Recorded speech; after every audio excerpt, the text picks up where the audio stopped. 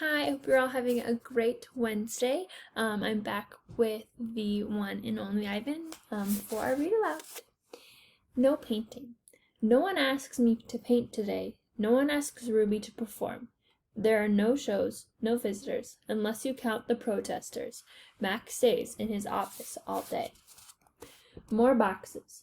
I wake up from a long morning nap. Bob is on my belly, but he isn't asleep. He's watching the ring where 4 men are placing a large metal box. It's me-sized. What's that? I ask, still blurry from sleep. Bob nuzzles my chin. I believe that box is for you, my friend.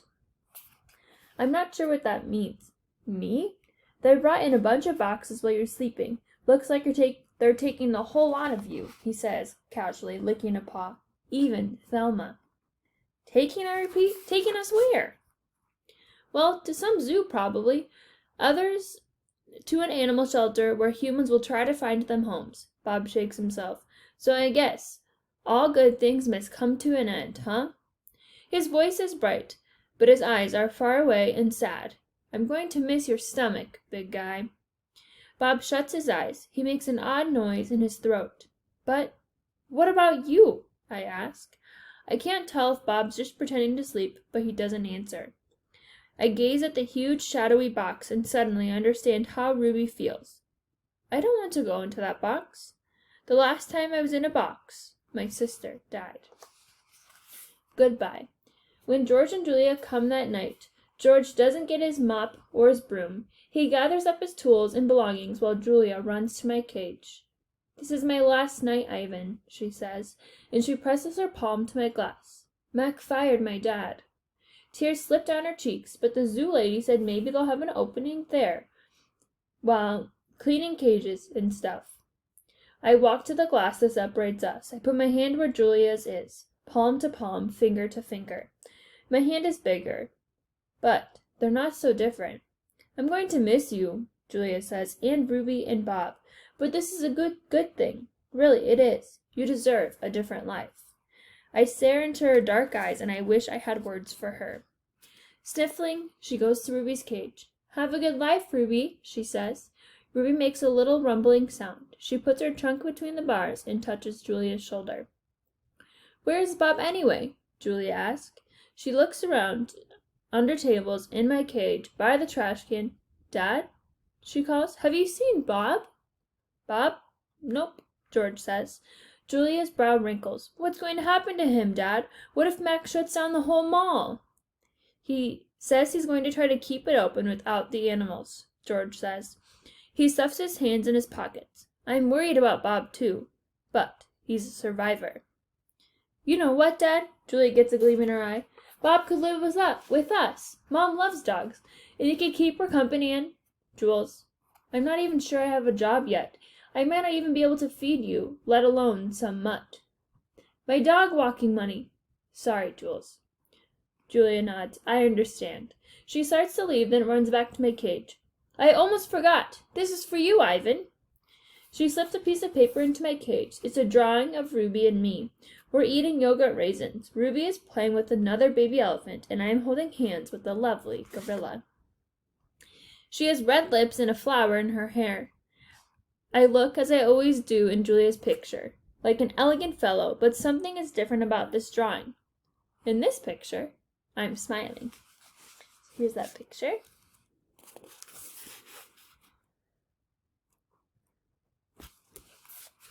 Click. The door in my cage is propped open. I can't stop staring at it. My door? Open? The giant box has been moved, and it's open too. The humans have pushed it up against my doorway. If I walk through the door, I enter their box. The zoo lady whose name is Maya is here again. Click, yogurt raisin. Click, tiny marshmallow. Click, ripe papaya. Click, apple slice. Hour after hour, click after click. I look over at Ruby. She waits to see what I will do. I touch the box. I sniff the dark interior where a ripe mango awaits. Click, click, click. I have to do it. Ruby is watching me from between the bars of her cage, and this box is the only way out. I step inside. An idea. After I leave the box and step back into my cage, I get a good idea. I tell Bob he can sneak in my box with me and live at the zoo. Have you forgotten? I'm a wild beast, Ivan, he says, sniffing the floor for crumbs. I am untamed, undaunted. Bob samples a piece of celery and spits it out. Besides, they'd notice. Humans are dumb. But they're not that dumb. Respect. Ivan, Ruby says, do you think the other elephants will like me? I think they'll love you, Ruby. You'll be part of their family. Do you think the other gorillas will like you? Ruby asks. I'm a silverback, Ruby, a leader. I pull back my shoulders and hold my head high. They don't have to like me. They have to respect me. Even as I tell her this, I wonder if I can ever command their respect. I haven't had much practice being a real gorilla, much less a silverback. Do you think the other elephants will know any jokes? If they don't, I tell her, you can teach them. Ruby flaps her ear. She flicks her tail. You know what, Ivan? What? I think I'm going in the box tomorrow. I gaze at her fondly. I think that's a good idea, and I think Stella would have agreed. Do you think the other elephants will know how to play tag? I love tag. Me too, I say, and I think of my nimble sister racing through the brush, always just out of my reach. Photo. Late at night, Mac opens my cage. The full moon falls on his sagging shoulders. He seems smaller somehow. Bob, instantly alert, leaps off my stomach and dives under knot tag. Don't bother hiding, dog, Mac says. I know you sleep here. Mac settles into my tire swing. Might as well stay one more night. Your buddy is leaving tomorrow. Tomorrow? My stomach drops. I'm not ready. I need more time. I haven't said my goodbyes. I haven't thought this through. Mac pulls a small photo out of his shirt pocket. It's me when I was young. Mac and I are in the front seat of his convertible. I'm wearing a baseball cap and eating an ice cream cone. I was a handsome lad, but I have to admit I look ridiculous. Nothing like a real gorilla. We had some laughs, didn't we, Guy? Mac says. Remember when we went on that roller coaster? Or that time I tried to teach you to play basketball? Mac shakes his head, chuckling. You had a lousy jump shot. He stands, sighs, looks around. He put the photo back into his pocket. I'm going to miss you, Ivan, he says, and then he leaves, but never looks back. Leaving. Early in the morning, Maya arrives with many other humans. Some have white coats, some have rustling papers. They are hushed, busy, determined. Ruby enters her box first. I'm scared, Ivan, she calls from the inside of the box. I don't want to leave you. A part of me doesn't want to leave her either, but I know that I can't tell her that. Think of all the amazing stories you can share with your new family, I say. Ruby falls silent. I'll tell them your elephant joke, she says after a long pause. The one about the refrigerator. I'd bet they like that.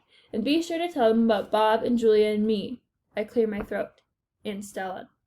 I'll remember everyone, Ruby says, especially you. Before I can say any more, they roll her cage out to a waiting truck. It's my turn. Bob is hiding in a corner behind my pool. The humans don't even notice him. While they're busy making sure my box is ready, Bob sneaks over. He licks my chin, just in case there are any leftovers. You, I whisper, are the one and only Bob. I reach for Knot Tag. She is a limp rag without her stuffing. Dribbles of paint cover her fur. I hold her out to Bob. He tilts his head, confused. To help you sleep, I say. Bob takes her in his teeth and slips away. So we finally get to see what Knot Tag looks like.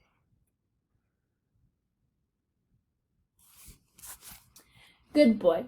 Good Ivan. Good boy, Maya says when I lumber into the box. I hear the clicker, and I'm rewarded with a tiny marshmallow. When I'm settled, Maya gives me a sweet drink that tastes of mango and something bitter.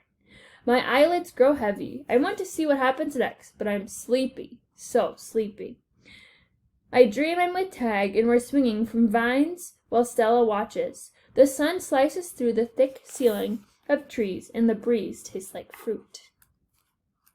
Moving. My eyes flutter open. The box is moving. I am in the grumbling belly of some great beast. I fall back asleep. Alright? And when you come back tomorrow, you'll get to hear about what happens when he arrives at the zoo. Have a great day.